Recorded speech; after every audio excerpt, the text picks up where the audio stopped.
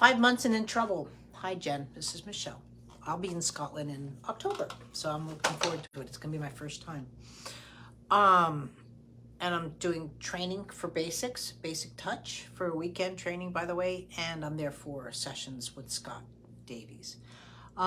Listen, you have a right to be concerned.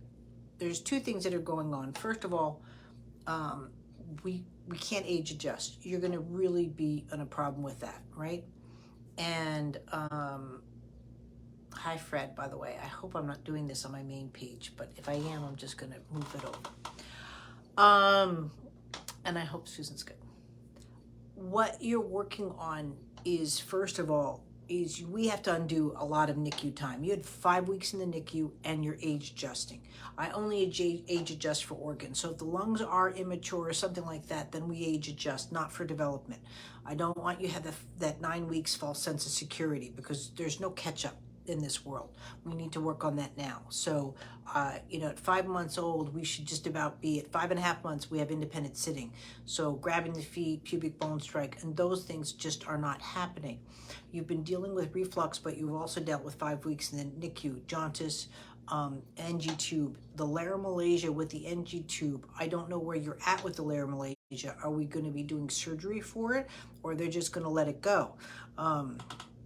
Because then I would do my swallow course and work on that, and then some of my basic spine lessons. I would really be in the worried parent course, because we need to redirect this as soon as possible, because the boat's leaving. The biggest problem you have is the GP's working with a lot of gastro stuff, which maybe should be going over to gastroenterology. But I know you're in the NHS and they're horrible. Sorry, I shouldn't say that out loud, but wink, wink. No, I've just seen too much of it, and you can't get your reports out. You also have another problem. You have a cute baby. I don't know why people look at like cute babies can't have problems. Obviously you do. And so it's that eye contact that they're slipping them and making them slip through the cracks a little bit. And I hate to say it, you know what I mean? It's sort of like skinny people can't have cancer kind of things, or heavier people have more things wrong with them. They might be harder to examine for some people, but that doesn't mean that we don't need equal care. And so having a cute baby really will tone it down. But unfortunately, the healthcare system that you'd think you'd be getting from anywhere in the United Kingdom would be half decent. It's really hard. And then two, on top of that, you don't get your reports.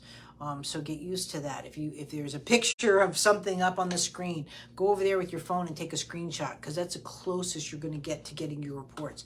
I don't know why that's so. Might be a little bit different in Scotland, but you should all be connected, and I doubt it.